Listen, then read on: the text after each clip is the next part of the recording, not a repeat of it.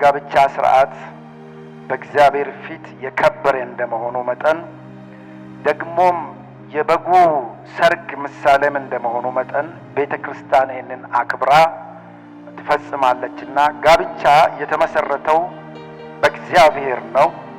ባልና ሚስት በእግዚአብሔር ኃይል አንድ ለአንድ ወይም እንደ አንድ ሰው ሆነው የሚኖሩበት ሥርዓትም ስለሆነ በጋብቻ ሁለቱ የትዳር ጓደኛሞች በሕይወት እስካሉ ድረስ እርስ በርሳቸው ፈጽመው የተሰጣጡ በመሆን በታማኝነት የሚኖሩት የጥምረት ሕይወት ነው።